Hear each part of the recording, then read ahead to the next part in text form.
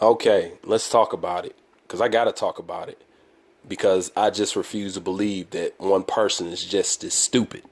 You know, if you guys haven't known, or if you've been living up under a rock and whatnot, Jon Bones Jones, the P.E.D. King, the repeated offender, was once again called back to the UFC to save UFC viewership. You know, because that's the only reason why they keep calling him back. But this guy, Jon Bones Jones, is a repeated steroid user offender. I mean, what is this? This has to be, what, his fourth time? You know, and a lot of people say that nobody can be this stupid. I'm begging to differ. Because it's either that or Jon Jones just flat out don't respect the sport, the organization, or the people that's testing him. Because it's just no way in the world.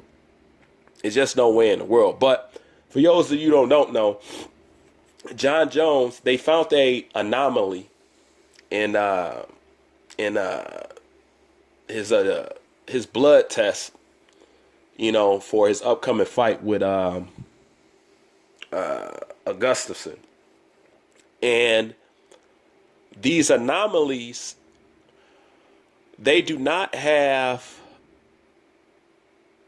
a good enough time, or from what I'm reading, the right kind of equipment to be able to determine what exactly that they found in his test in enough time for the fight. So they basically have to move the fight to what I believe like LA or something like that. So basically, in a nutshell, Jon Bones Jones got somewhat of a failed drug test. And since they can't figure out exactly what it is to say that, hey, you've been cheating again, they rather just move the fight to another state to where they will let him basically fight, even though he got that red flag on his test. And this is what I got to say about the UFC, man. You know, UFC has star building problems. You know, if UFC would take time and actually try to build more than one star at a time, they wouldn't have to keep depending on Conor McGregor, Brock Lesnar, Jon Bones Jones, George St. Pierre, and whatever shock value person that they bring in there to keep viewership up as far as the UFC goes. Because this is basically what it boils down to. The UFC does not have enough stars, so therefore they have to keep recycling people that they swear that they wasn't going to do business with no more, and that they swear that, you know, is a bad representation of the sport. And it's basically saying that, in a nutshell, we don't care if you use PEDs. That's basically what it is, because once that money is on the table and once that event is running, they don't care what the hell is going on. But it just goes to show you that UFC has no stars because they got to keep recycling Jon Bones Jones. And how many times does Jon Bones Jones get the chance to embarrass it, get a chance to embarrass in the sport of UFC? I mean, goddamn, John. I mean, real talk. If it ain't Jon Jones putting his fingers in somebody's eyes, it's this dude dropping hot piss and blood tests. You know, it's flat out embarrassing. See, now you get why UFC fighters are always calling out boxers. You know, and before you guys get y'all asses in a bunch, I like UFC. I'm pro UFC. I'm not against UFC. I like all combat fighting sports. So let me get that said. Because when it comes to you UFC people, y'all just got this knick-knack where y'all feel y'all must prove to the universe that y'all better than boxers. And I don't know where the hell y'all get that from. But this is why you got these UFC fighters always calling out boxers. You know, basically, for the nutshell, you know, boxing is the grandfather or the father of the UFC, since they can't seem to grow the sport without using some kind of boxing figure. Let me give you an example of what I'm talking about. The first truly huge megastar in the UFC was who? Ronda Rousey, right? And as soon as Ronda Rousey got her claim to fame, as soon as she started riding her wave, what was the first thing that she did? And it's not one of the things that she did. I think that she was actually advised to do it. She called out Floyd Mayweather. To the point, people actually wanted to see Floyd Mayweather fight a female. See, that's what lets you know the power of media and how media can manipulate people with common sense, even though they know better. You know, but the first person she called out was Floyd Mayweather, and they actually wanted Floyd Mayweather to fight Ronda Rousey. I know y'all remember that. They actually wanted this dude to fight a female, you know, till they figured out, until Holly Holmes exposed her ass. Now they just felt stupid for even thinking that a woman can step in the ring with a 20-year professional fighter and whoop his ass. You know what I'm saying? That's number one. Now, also, what did Anderson Silva do? Didn't Anderson Silva call out Roy Jones Jr.? Didn't he do that? And didn't my man Donut, at least I like to call him Donut,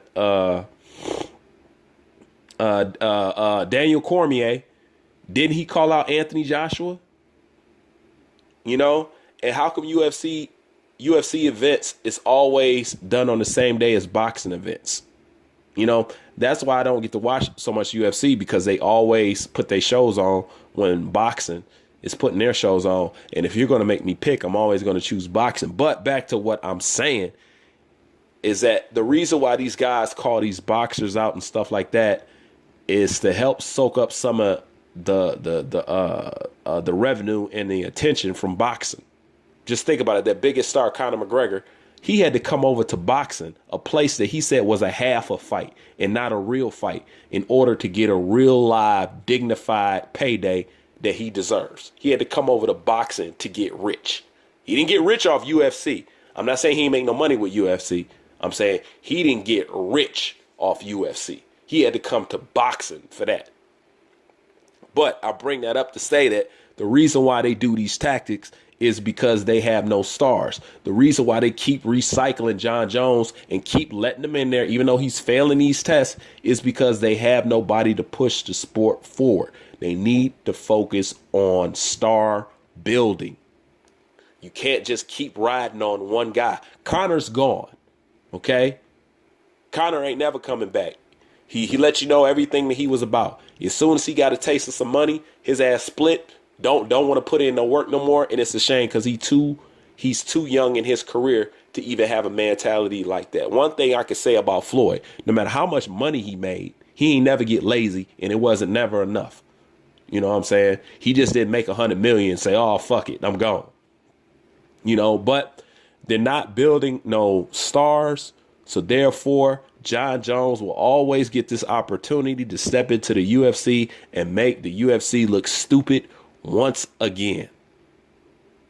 You know, and then on top of that, even if Jon Jones win, I mean, how happy and how legitimate can you be for Jon Jones? You know, with all these failed drug tests. And don't get me wrong, I know everybody's. If you're in a combat sport, if you're an athlete, I don't care if you throwing a frisbee. Your ass is on PEDs. When money comes into play, PEDs come into play. Flat out. I don't care who you are, but the UFC need to focus on building up some other people, because there's no way you should still be looking back at Jon Jones, George Russ St. Pierre, and all these old people to help push your sport forward. Now, if the UFC was smart, they got two built-in icon fighters right now that will drive the UFC forward, and they got a hardcore fan base, and that's the Diaz brothers. What the UFC and Dana White got against the Diaz brothers, I have no idea, but those are your stars right there. Dana White and all them over there, man, they stupid. I would trade everybody in for the Diaz brothers. They got a cult following. They love them dudes. If you were smart, Dana White to get off that high horse or whatever stick he got crawling up his ass about the Diaz brothers and let them take over the fucking game. Nate Diaz and his brother Nick Diaz, them motherfuckers is UFC. Low key, those are your stars. And not only that, they loyal to the game. They are loyal to the game. But y'all just letting these dudes waste away, and you keep recycling Brock Lesnar, CM Punk, and all that other shit. It's fucking embarrassing. It is, especially if Jon Jones can roll up in here and just keep making the UFC look like garbage like this. I mean, Jon Jones really, nobody believes that Jon Jones is this stupid. I do. I seriously do. Jon Jones knows the UFC needs him. He knows that. You can't get Anderson Silva. All right. So the next best person you got is, you can't get Ronda Rousey. You can't get Conor McGregor. You could get George St. Pierre, but it's gonna cost you a pretty penny. The only thing you got is Jon Jones. Out of the entire UFC. That's why I don't want to hear shit about the UFC and how UFC is bigger than boxing when all that stuff. How? When y'all ain't got no fucking stars. None. You know, and then the good fighters that the UFC do got, they treat them like shit. Mighty Mouse treat them like shit. Nate Diaz brothers treat them like shit. Conor, they wanted to treat him like shit, but they couldn't. You know what I'm saying? I don't know, man. I just think that it's a bad and it's a fucked up look that Jon Jones can keep going in there and just make every UFC fighter continually look bad and continually fail this drug test. And like I said before, what is this, like the fourth one in a row? God damn, Bones. Shit. I mean, damn, bro. But anyways, I had to speak on it because the shit keep running across my feed. And, you know, I always watch UFC and I've been paying attention to it. But, you know, I just had to chime in on Jon Bones Jones because this is one stupid motherfucker right here, man. Dude, he would have easily went down as the greatest UFC fighter of all times. Period. He was being called that prior to all his fuck ups and hitting a pregnant woman and driving off and coked and failed drug tests. You know, they were already calling him that. It was relatively known that Jon Bones Jones was the best UFC fighter in the history of the sport, man. He really is. You know what I'm saying? PEDs or not, he is. You know? He even topples, and which that have been a fight I would have loved to see. And I got to do a video about that. A fight I would love to see is Anderson Silva in his prime and Jon Bones Jones in his prime. See, now I'm getting off into some other shit, but since I'm talking about it, another style matchup that I would like to see, even though I can't stand this dude no more, is actually Wonder Boy Thompson versus Michael Venom Page. I think stylistically that'll be a good fight, but I think Wonder Boy done got gun shy just out the blue or something like that. But these are both karate. I just think that'll be it. Stylistically, I think Michael Venom Page and Wonder Boy Thompson would be a great matchup. Even though I know Michael Venom Page will fuck him up, stylistically, I would like to see the exchange of that fight. I really would. But anyways, I'm getting off into some other shit. Leave your thoughts in the comment section. Bruce Vane, I'm out.